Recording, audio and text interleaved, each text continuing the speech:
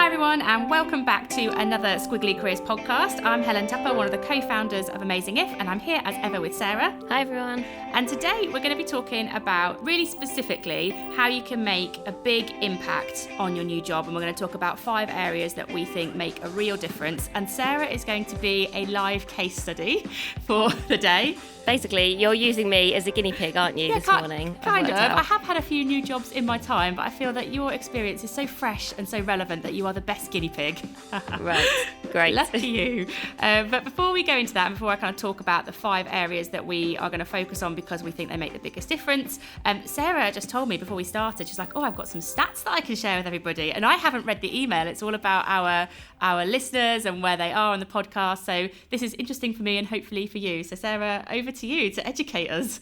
Every so often we have a look just to check some people are actually listening. I think that's the first priority, is that we're not just talking to ourselves. And the good news is people are listening, so that's fine, which is good.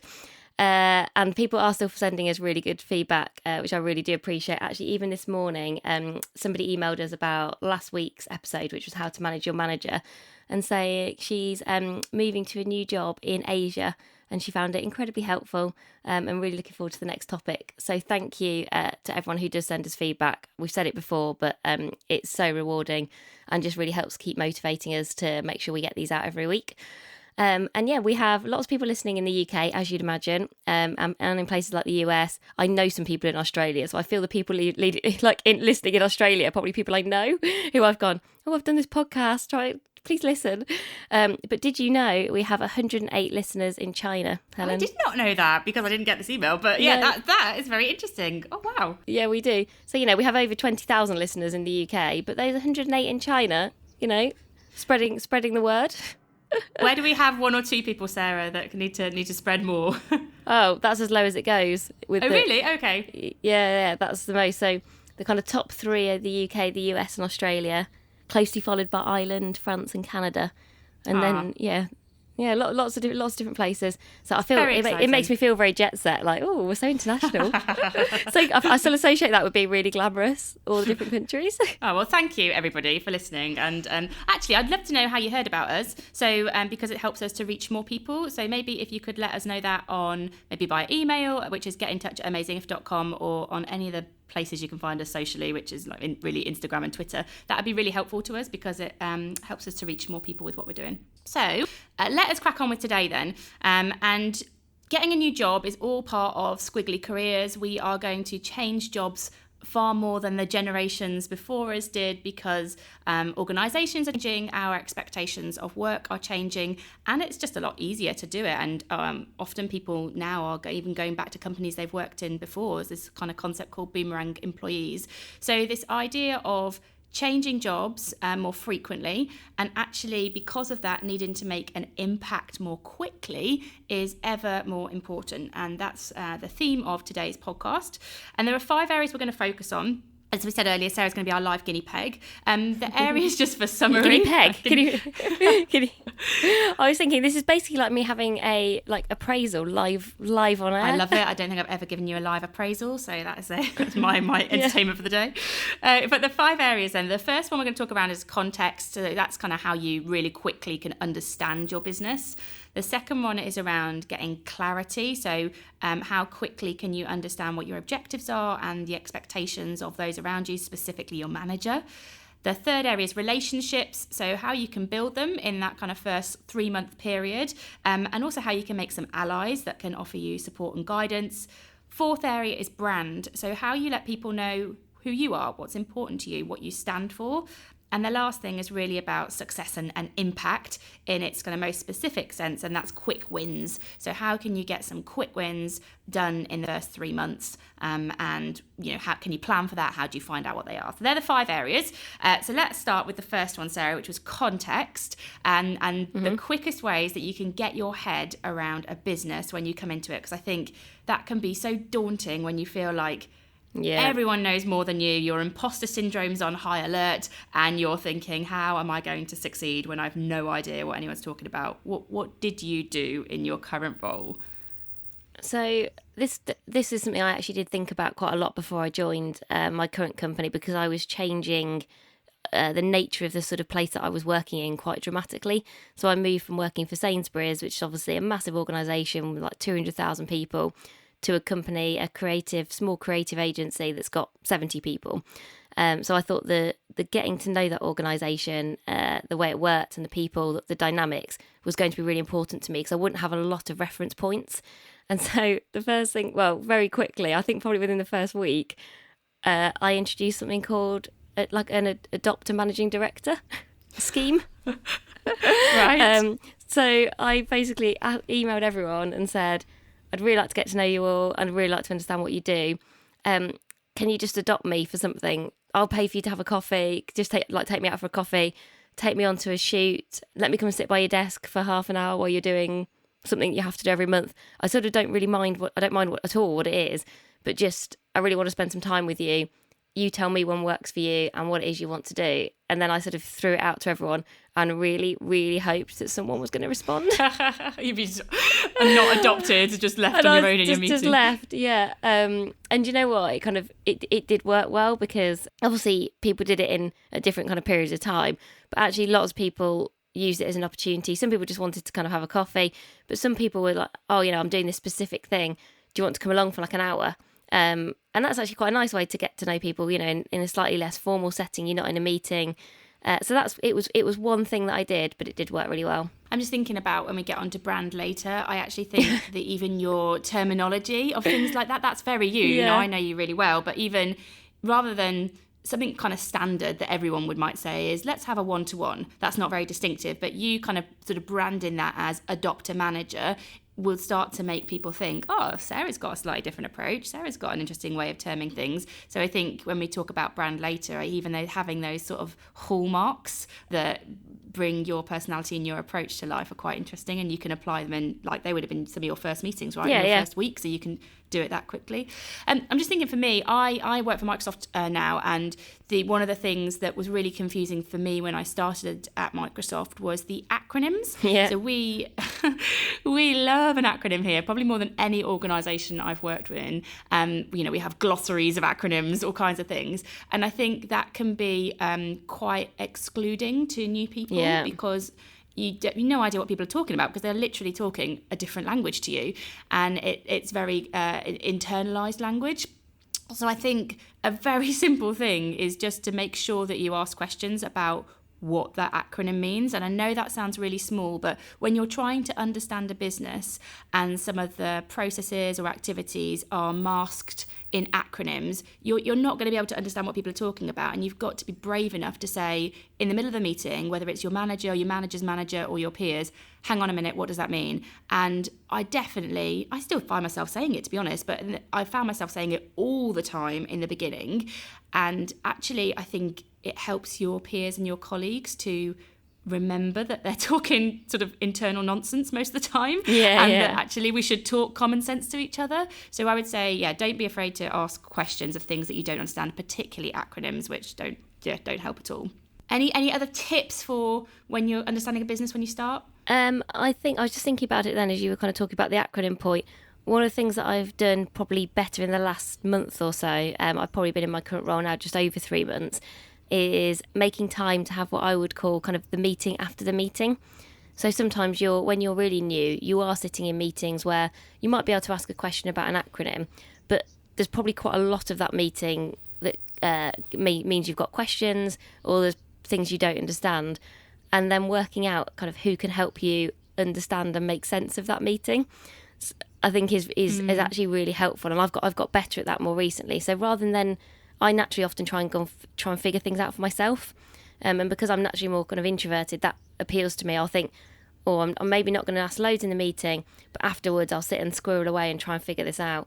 Whereas actually what's been much more effective and means you can get to understanding much quicker is actually just saying to somebody afterwards, have you got 5 minutes over a cup of tea? I just got a few questions about that meeting we were just in. And doing it really informally, but sort of just forcing yourself to get that deeper level of understanding, and not necessarily just trying to do that in the meeting because that doesn't always feel kind of appropriate. But that I do sometimes have in mind.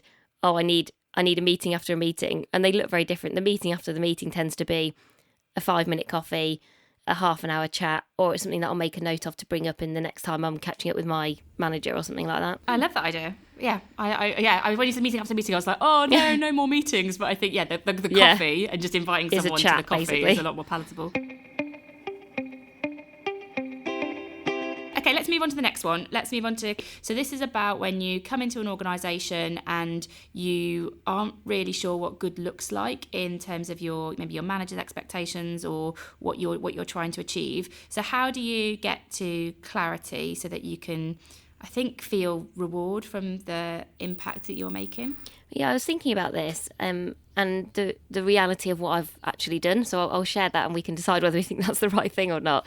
But I think because I'm used to being in very large organisations, intuitively, very quickly, I want to write myself some objectives because that's what I've probably been trained to do and what I'm used to doing. And I did do that relatively early on in my new job, but actually found it quite difficult to do because when you're really new, I think you're still doing lots of understanding, getting to grips with everything, and it's very hard to get a kind of clear sense of what exactly do I need to do, what impact am I going to make. And so what I actually ended up doing was sort of making notes as I went along for myself, thinking about starting to frame and think about what do I think my role is in terms of what I need to do and how I'm going to do it. And actually it's only now, so I would say 14 weeks into my job, where I've actually written a very clear version of the value that I think I'll be able to add in the role, which I've shared with the two founders of the business that I work for, and they've actually been able to see that in a kind of very straightforward way, comment on it, and so now I feel very clear. But I think I've definitely had to become comfortable with, it's very difficult potentially to do that initially for the first 8-12 weeks. You sort of need time, and it's almost not worth forcing it because the answers that you'll get won't actually be the most useful. You could end up just creating something for the sake of it and then that not actually being the right thing. The other thing that I did actually yesterday was went back to the job spec that I was originally given before the job, again as part of this process of writing down kind of the impact I want to have, and compared and contrasted what I've written to what that original job was, because even if they're different, it's quite useful to sometimes think, okay, so why are they different? Is it just that the job spec was a generic job spec and ultimately isn't that useful, which does happen, I think, quite a lot? Or actually, am I missing something here that actually is really important to have in my job, but that somehow I filtered out, or maybe I've missed that it's important, and then that can give you a useful reference point to ask questions of the person that you're working for. So, you can have those objectives or, that impact plan, however you want to do it. If you then sort of say, oh, this isn't there, and we did talk about this as part of the job when I first started, is that okay if things evolved? And you're talking about it very transparently. But yeah, my advice would actually be don't try to do that too quickly. I was thinking while you were talking about a model, Sarah. Of course you were. A 3-step model. Of course I was. Did it have 3 circles?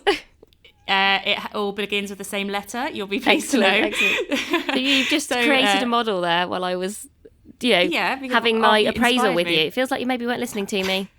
I was. It was inspired by what you were saying.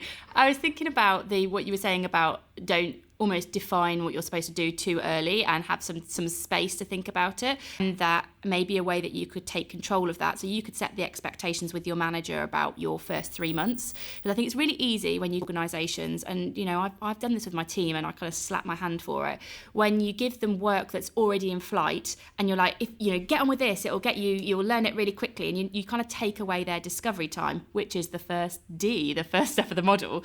So I think if month 1 you can treat as discovery month, say to your manager, I just want 1 month to learn this business, understand the people, understand the acronyms. I'm not setting an expectation with you that I'm going to do any delivery. This is all about just my month of discovery, and I will share about my learnings at the end of it so that it's got some kind of sort of purposeful outcome to it.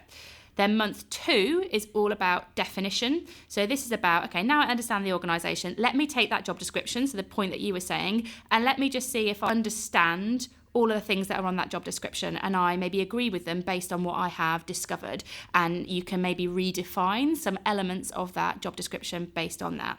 And then month 3 is when you can move into delivery. And I'm not saying, nail your whole objectives for the year, but having in that month that feels concrete, that you think actually out of 3 months I have made an element of difference because I have brought my team closer together. I have, done this thing with an agency, done this thing with a leadership team, whatever it is, but you've got an element of delivery in that last of the 3 months. So the 3 steps are discover, define, and deliver. And you could then communicate that.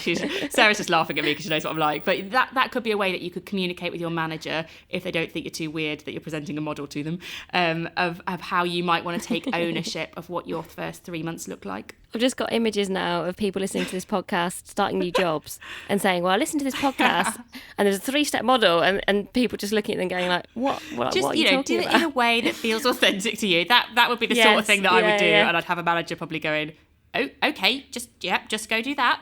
So I do think that the first point around discovery, though, is a really important one in terms of giving yourself, the time and the space to really listen and learn and observe and reflect, and not put yourself under too much pressure, because you'll have so much time to deliver and do all the things you're going to go off and do. That first month or 6 weeks or so, I think, is actually really precious, not just for you, but also for the organisation, because you've come in with a fresh perspective. You can look at things in a different way. Even if you're starting a new job in the same organisation, you only have that period of time once. And I do think there's this tipping point, or I've certainly felt a tipping point, where you go from, being the newbie to going, I feel now like I'm sort of one of the team, which is lovely. That's a lovely tipping point. But also you do lose that sense of perspective and being able to kind of do the outside in thing. So actually that is incredibly valuable for your organisation. So make sure you give yourself and talk to your manager about the space to do that, and then make sure you're thinking about how do you share those insights back. So not just having them for yourselves, but actually, after a month or after 5 weeks, sitting down with your team or your manager and saying, 3 things that have surprised me, 3 things that I found really interesting and I think we could do more with. Make sure you're using that time and then actually translating into something that's useful for the organisation. And maybe the last point on this as well is, if you're listening to this and you're a manager and you're not starting a new job, maybe you will be in the future, I also think this is something that you can do for the individuals. So, and yeah, I've got a couple of new people in my team at the moment, and I definitely haven't done this as well as I should have done, because it's quite a tricky time at the moment with a lot going on, and I feel like I maybe haven't created the space for this, so it is a bit of a mirror to me. But the flip side of this coin for the manager is, have you given the people that are starting that new role the space to discover? Have you given the opportunity to define their role and not just take it as read, something that you might have written quite quickly and put on the internal job site? And have you given them specific things that can motivate them to achieve in the first 3 months that is actually achievable as well? So I am going to reflect on that myself after this podcast and maybe do a bit of catch up. My 2 founders that I work for now have actually done a very good job of giving me space, to the extent where I think I was meeting with them, whether it was this week or last week, and I think ultimately they were telling me to chill out. Of course they were. They did not use those words, but I think because of all the things that we do, and I hadn't done a 3-step model, but I probably had thought about it and given this sort of stuff quite a lot of focus. And they actually were very keen to give me the time and space, because one of the things that they recognised, the reason for me starting was I bring a lots of different experience, and they really want to make the most of that. And there was definitely a point where they were, I think, trying to talk to me in a very lovely way, because they're very lovely people. And I did say back to them, I was like, are you basically telling me to just like chill out a bit and just enjoy it? And they were like, oh yeah, sort of. Okay, so let's move on to relationships then. And how you build them when you kind of start and you don't know anyone in the organisation. What are your thoughts on that one? Well, my starting point for building relationships is always thinking about how I can help somebody. I just find that works best for me, in terms of thinking about what I can give to that person. And then I sort of don't worry too much about what I gain, because I just know that will work at some point in the future, which is sort of something we've talked about before on networking, around how to build relationships and networks. And so when I'm sort of building relationships, I will try and really walk in their shoes in terms of their world, their context, what's top of mind for them, what's their biggest priority, and then try to work out within my role, is there something that I could do for them that would be incredibly useful? And that could be a really, really small thing. It could be helping them to write a document. So, this week I was helping a couple of people to write a job spec. because I just felt that I could do that. I'd got the time to. I've probably written more job specs than lots of people. And I was like, yeah, I can. And I actually then physically went away and did that bit of work to help them out. And it was just, I'm just doing it to help you out. And to me, that helps to build trust. It shows people that you kind of care about their world, and that you're prepared to do things that are potentially outside of your strict remit for the good of the team, and the good of the organisation. And so that's it. That's all I sort of think about, really, is try to build relationships in a way that is authentic to you. And what feels authentic to me is thinking about helping people, and also just looking at the dynamic of an organisation in terms of how our relationships built. So again, I now work in a much smaller organisation where relationships are built in a much more informal way. There's not very many kind of formal meetings where you get together as groups or as individuals, where sometimes you actually do end up building relationships through those kind of meetings. Those things don't quite exist in the same way. And so I've had to look for and spot other ways to spend time with people, because otherwise it's really easy not to. It's really easy just to get on with your job. And then I noticed, actually, this did happen with me in my new job. You start spending time with the same people, because they're the people that are in your sphere of whatever it is that you're working on at a particular moment in time. And so if I think about the leadership team that I'm part of, probably half of that leadership team I naturally spend more time with because of the work that I do, and half of the leadership team I don't, because I'm less involved in the things that they do day to day. And so with those people, I've then tried to be more proactive in terms of thinking about, well, how do I spend time with them? How could I help them? And yeah, it could, from really small things to just thinking, what can I learn from them? Even if it's just spending a bit of time to think about what can I learn. So that's really what I've done so far. I think your meeting after the meeting thing is nice as well. I think when you're new, the following up in some ways. So you've been in a meeting with lots of people, and whether you have the meeting after them or you just drop them an email and say, really interesting point, I'm new. Just wanted to say that I appreciated that and hope to kind of speak again later. Just a way of expanding on your people in those first couple of weeks, and you don't really know what they do. And I think sounds awful. I came across a term this week that I hadn't found before, but social loafing. Have you come across it? So it's a concept. I know. Well, the idea is that when you're in a large meeting room, the more people are in the meeting room, the more the idea of social don't have to loafing engage. exists, where you just basically lean back because there are so many people in the meeting room. You almost have an excuse not to contribute. Yeah, and I think when that can happen when you're new and you're in lots of meetings, either because other people, you can't make your break in a conversation because you don't quite know what people are talking about. So I think maybe a following up with an email or whatever tools you're using to talk to each other in your organisation, and say, really interesting point, didn't get a chance to talk about in the meeting, just wanted to let you know that was interesting and I've got some context on it from my previous role, just as a way of kind of building relationships. I also think I work in a large organisation now. It's very easy, my role's in marketing, very easy to stay in marketing, but whatever opportunities that you can take early on to be the person that breaks out of your function will pay massive dividends. So if you've got someone from sales, or you've got someone from procurement, or you've got someone from, I don't know, the product group, or whatever the different functions are in your business, just make the effort to have a coffee with someone. And you can do it under the guise of, would really like to know a bit more about how procurement functions, or just the finance processes in the business. But very few people do it. And so if you can be that person and use the fact that you're an excuse for it, you'll build your network, you'll learn more about the business faster, and you'll start to be more valuable sometimes in the team because other people won't be doing it, and they won't necessarily have the contacts and ins that you've got into those different functions, which we all need at some point in the jobs that we're in. Yeah, I think that's brilliant advice. I think particularly if you're in a medium to large sort of organisation, I think I've not thought about that as much, because actually the advantage of working in a smaller company is that you see everybody, more, and everyone. People are in kind of closer proximity. But actually in Sainsbury's, that would have been, if you were starting a job at Sainsbury's, that would have been brilliant advice, because actually the best way to succeed in your role, whether you're in marketing or in finance, is to make sure you understand how everything fits together. And that's no mean feat, and you have to be quite proactive to be able to do that. So I think that's really good advice. So let's do brand then. And how you can go into an organisation. This was actually really a big concern for me when I left Virgin and came to Microsoft, because at Virgin I had consciously or unconsciously worked quite hard on my brand and the things that were important to me and about developing people and growing businesses, and that had really sort of come to life at Virgin. And I was very conscious that, oh God, I'm going to start at Microsoft and people aren't going to know this about me. How do I how do I ensure that people know that this is who I am as a leader, who I am as a person.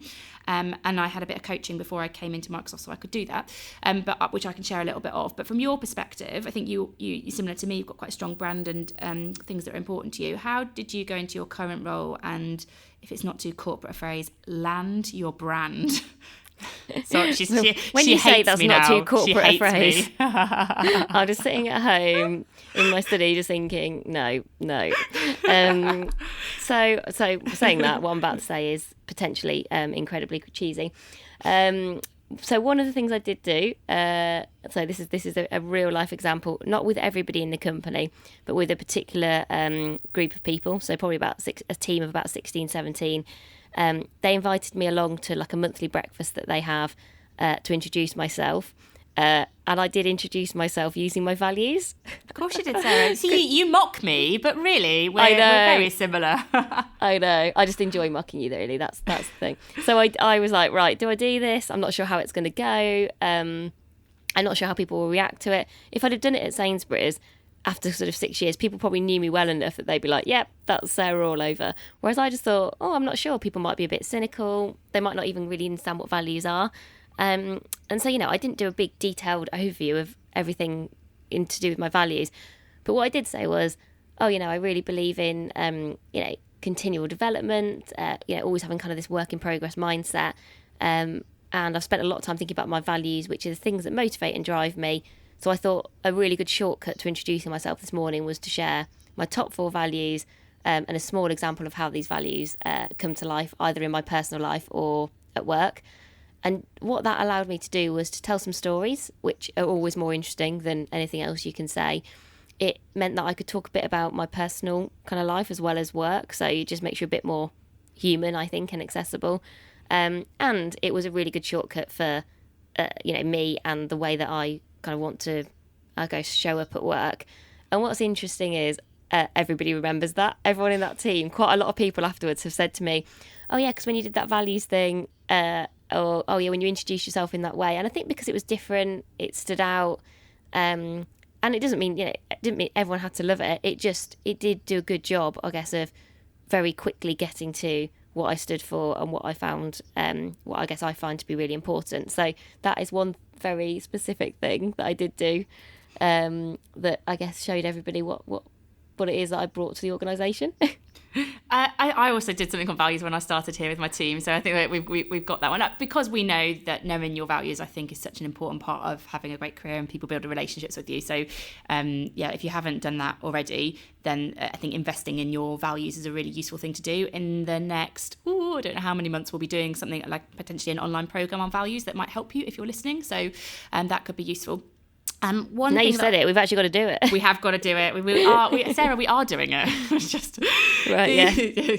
So another thing that I did, that advice that I got from that coaching, was to be really clear about what your brand is all about. So how can you actually communicate that if you can't define it yourself? So for me, it was about helping other people to grow and achievement and freedom.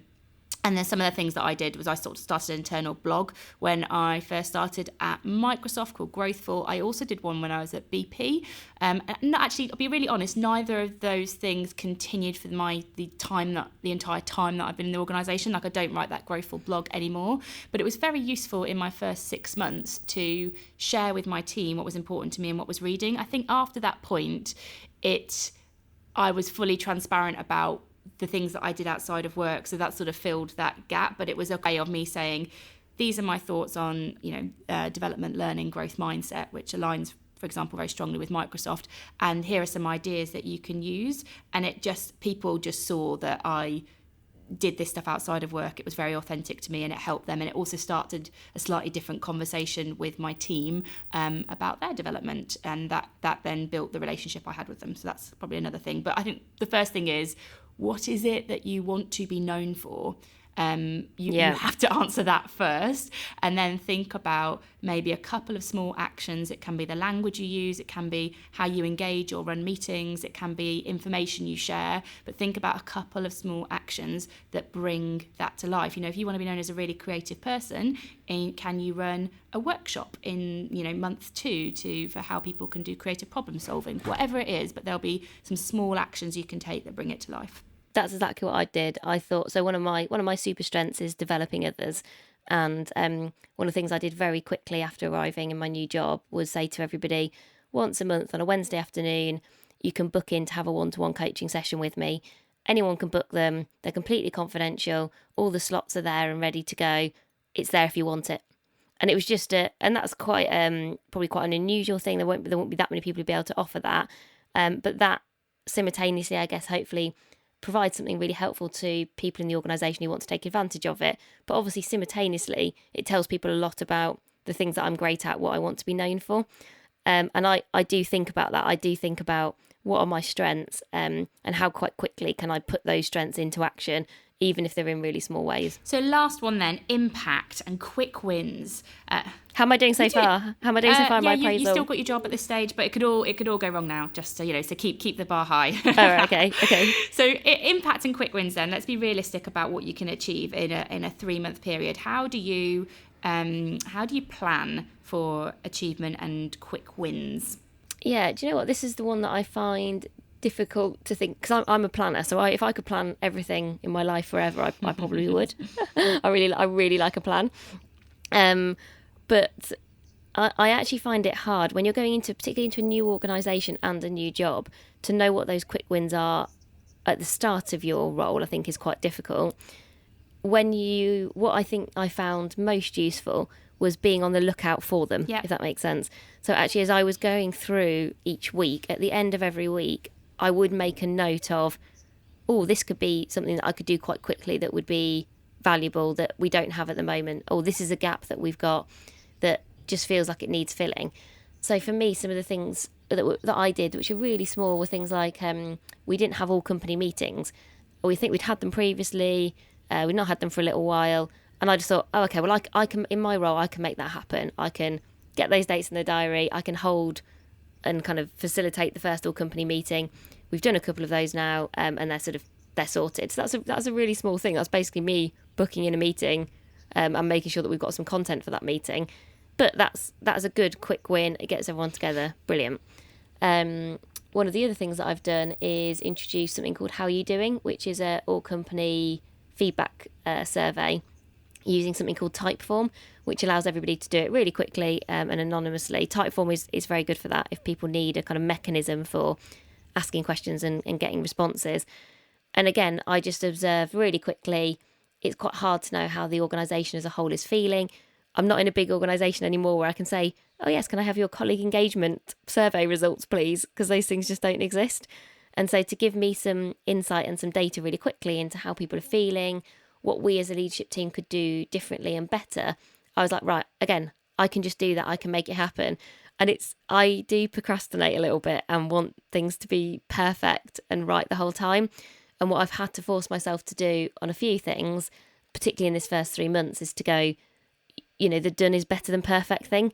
Sometimes you've got to get it out there. So I really thought about, well, what questions should I ask? And what happens if I want to change them in 6 months' time? And how will people respond to being asked for feedback? And I mean, I can overthink everything to the point where you would never do anything. Because then I start to think about things from every single angle and then start to run through ridiculous scenarios in my head about what people might think. And oh my God, a world of pain in my own head. There's no wonder I get headaches sometimes. But yeah, just get on and do it. So to unlock that world of pain, I have a thought for you and others listening on unlocking the world of pain, which is the concept of psychological distance, inspired by a meeting that I was in last week. So this is an actual thing that shows that you can solve problems. I think it's 50% more effective problem solving when you can give yourself some psychological distance. And how you would do that in this scenario is, rather than thinking, how do I make some quick wins here? What can I do? It is putting yourself in sort of someone else's shoes, and you might think, oh, if I was Helen in this situation, how would I advise her to create some quick wins? And it's literally taking yourself as an individual out of it and then saying, okay, Helen, you're in this new role as managing director. Here are 3 things that you could do that would be a quick win. So it's just a way, I think, when you're zooming in and overthinking things, that gives you, it's proven, Sarah, it's not me, it's not my theory. So no, that's oh, I feel like I'm too mean sometimes. No, that's genuinely very useful. It's that like someone told me that once about like managing conflict in meetings. If suddenly you can almost try and take yourself out of your own body and imagine yourself like almost above your own head, for anyone who's old enough and gets a reference, kind of Ally McBeal style. do you get that reference? Yeah. So kind of someone kind of almost up above you, sort of talking to you about what you should do, actually I think is really helpful. Yeah, I think that's a really good, really useful thing. And the last thing I was going to say about quick wins is just be conscious of how much of this is your need versus the organisation's need. Because I think sometimes, particularly if you've got an achievement driver, that you this can be about you. I've got to achieve something. I've got to prove something. I've got to prove that I'm valuable here. And actually, the organisation or your manager might not hold you to those same levels of standards that you're doing for yourself. So while I think it is great to get some things sort of under your belt, if you will, in that first period, because it's motivating for you, just be aware of how much you are driving that, and you might not need to be, and you could potentially give yourself a little bit more space to reflect and learn and potentially make a bigger impact down the road, rather than thinking, oh, if I just use all my time on delivering this project right now, because then I've achieved something, that could be a short-term benefit but maybe affect your longer-term impact. Do you know what? I've got that wrong in the last 3 months a couple of times. I've taken some actions that I think are the right things to do, and they probably are the right things ultimately, but they're not right for the organisation at that time. So that's me kind of focusing on me rather than me focusing on what's right for a team or an organisation. And actually a couple of kind of stumbling blocks that I've had, or things that have not gone to plan or quite so well, and me thinking, well, why has this not worked out? Because I feel like this is the right thing to do. It's actually because it's me thinking about me rather than me thinking about what does the organisation need, what impact do they need me to have. That's a really good insight. Oh no! Oh God! I don't feel good about myself anymore. Oh no, it's okay. You've actually definitely kept the job because you've been honest in your reflections, which is right. Yeah. So I didn't realise it was a keeping the job or not keeping the job thing. Well, as dramatic as that. Obviously, do not have that responsibility. Okay. Okay. So they are our 5 areas for kind of really reflecting, and if you're planning for a new job, or if you're in it at the moment, maybe. And to be honest, I can listen to those things. I am not new in my job, but I can listen to some of those things and think, actually, could I do some of that stuff now to have a bigger impact in my job, not just for it being the first kind of 3 months of it. So hopefully that has been helpful. What are we? Let's do some top tips. What were your top tips, Sarah? So my number 1 top tip is have a couple of people outside of your organisation who you're going to spend time with in that first 3 months, who can give you perspective, ask you some interesting questions, or just be somebody to download to, because I have found it incredibly helpful over the last 3 months, where whether you've had slightly wobbly moments or just moments where you just need to talk to somebody who maybe you've worked with previously. I actually met with somebody who does a similar job to me in a similar kind of company on Friday, a lady who's a chief executive of a lovely company called Liberty. And she was just so generous in her insights and in her time. And, you sort of have some of that shared experience. And I just felt that has been incredibly useful, having that little mini support network around me. And I identified actually before I started, who might those people be? Because they're people you already know.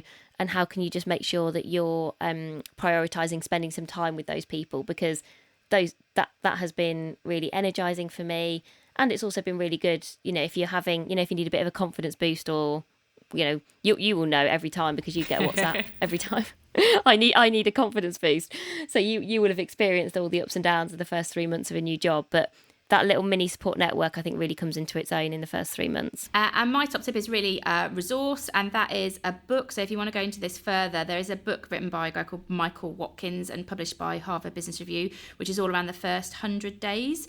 And it goes a bit more into quick wins. I've actually reread it a few times. It is quite corporate, but it does have some points in that. It has also had some really good questions to ask in meetings, which I found really, really helpful when I was kind of planning about meeting people the first time. And there is an article, if you don't want to buy the book, there's an article on Harvard Business Review called Why the First 100 Days Matters. And they actually look at President Obama's first 100 days as a bit of a case study. It's quite interesting. Right, I'm not sure I want to compare myself to him, to be honest. Well, just for context. Aim high. For context. Great. Okay, so that is the end of today's session. Sarah, what are we doing next week? So we're going to do next week a slightly potentially controversial subject, but I think a very relevant one for all of us at some point during our squiggly careers, which is how to negotiate or / ask for a pay rise.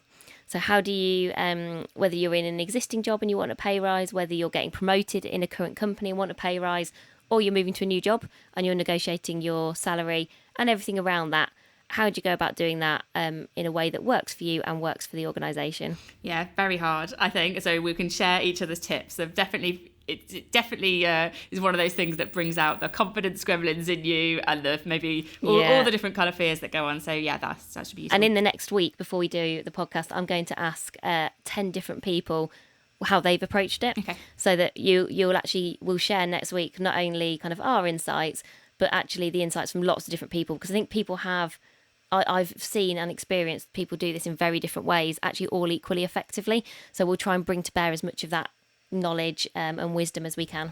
And in the meantime, you can get in touch with us in all the normal places. So over email at getintouch at amazingif.com, on Instagram where we're just amazingif, and there we've got kind of pictures of what's going on in our life, and we do daily Instagram stories with a daily career tip on there as well, or on Twitter where we're at amazing_if. As Sarah said earlier, we love to hear from you. We love to hear if you've got recommendations for new podcasts, and just if this has been helpful. It's just very motivating and rewarding for both of us. Please, if you do like it, please do subscribe, please do rate us on iTunes. That's incredibly helpful for us, because then it means that it gets shared more, it goes up all the rankings, and means that we can keep making the podcast. So please do share it with your friends, and if you have the time, please do give us some stars. Plus I really like getting stars. I feel like given it's been my appraisal today, I should have some stars. Achievement drivers, both of us have it, so yeah, that'd be great. Yeah. Brilliant. Okay, well, have a lovely week everyone, and we'll be back next week. Bye everyone. Bye.